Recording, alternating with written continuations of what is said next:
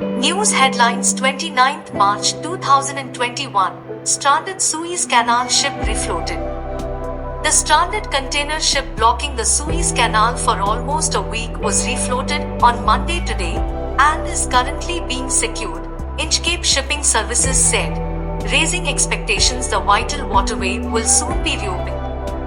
The ship was successfully refloated at 4:30 a.m. local time and was being secured at the moment, Inchcape, a global provider of marine services, said on Twitter. The 400-meter, 430-yard long Ever Given became jammed diagonally across a southern section of the canal in high winds early on Tuesday, halting shipping traffic on the shortest shipping route between Europe and Asia. At least 369 vessels were waiting to transit the canal, including dozens of container ships, bulk carriers, oil tankers and liquefied natural gas (LNG) or liquefied petroleum gas (LPG) vessels. Reports the Reuters. Led by the US, military leaders from 12 countries: Australia, Canada, Germany, Greece, Italy, Japan, Denmark, the Netherlands, New Zealand, South Korea, and the United Kingdom, issued a rare joint statement Saturday night condemning the use of force by Myanmar's security forces following the deadliest day of anti-coup protests since the movement began. Security forces reportedly killed 114 people, including children, as the ruling military junta, which seized power from the civilian government on February 1st, celebrated Armed Forces Day.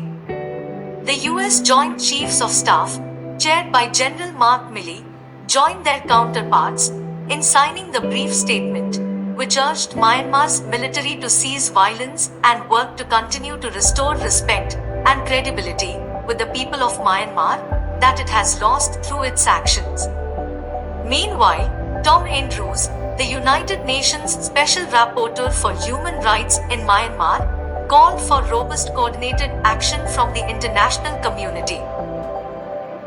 The people of Myanmar need the world's support, he said.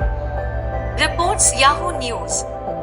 India recorded a 51% jump in weekly COVID-19 cases, with the current week's numbers 1.3 lakh higher than the count in the previous 7 days, making it the biggest weekly spike in infections till date. Deaths too saw the sharpest ever rise of 51%, with 1,875 fatalities during the week, the highest since December 21st to 27th. India logged over 3.9 lakh cases during the week, March 22nd to 28th, the highest since October. Last week, March 15th to 21st, had seen a 67% surge, with cases increasing by over 1 lakh as compared to the previous week.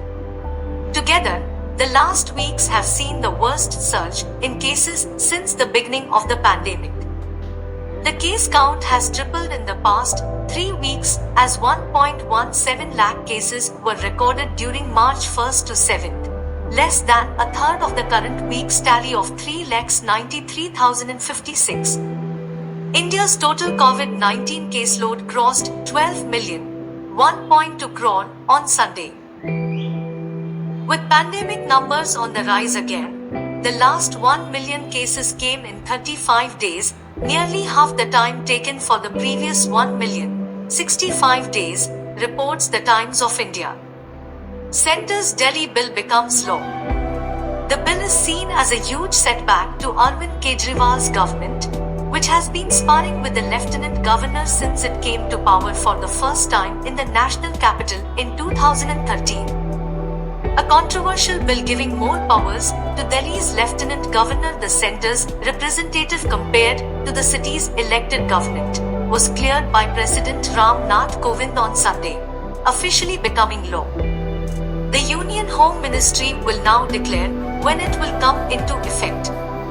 On Wednesday, the bill was passed by the Rajya Sabha amid a walkout by the Congress and several other opposition parties, including Delhi's ruling Aam Aadmi Party. The Government of National Capital Territory of Delhi Amendment Bill makes it clear that the term government in Delhi means the Lieutenant Governor, and his opinion has to be taken before the Delhi government takes any executive action. The legislation was passed in Rajya Sabha by a voice vote. The opposition had sought a division when the government moved the bill for consideration. During voting, 83 members were in favor, while 45 opposed the bill. Just before the passage of the bill, the Congress too walked out. The Aam Aadmi Party government in Delhi has regularly accused the BJP of trying to rule Delhi by proxy through the Lieutenant Governor. Most opposition parties, including the Congress, the Trinamool Congress, Lalu Yadav's Rashtriya Janata Dal, Shiv Sena, the ruling YSR Congress of Andhra Pradesh, and the Akali Dal had opposed the bill. The YSR Congress had walked out in the middle of the debate. Aam Aadmi Party said one of the key reasons the bill was brought was Mr. Kejriwal's support for the protesting farmers. Reports NDTV. 80% turnout in West Bengal, 72% in Assam elections. 30 assembly constituencies in West Bengal and 47 assembly constituencies in Assam on Saturday went to polls during the first phase of polling. In West Bengal, nearly 74 lakh electorate across 10,288 polling stations cast their votes. In Assam, a total of 81 lakh electorates registered across 11,537 polling stations cast their votes. Long queues were seen outside polling booths, with voters and election officials adhering to COVID-19 protocols. Reports the Asian Age.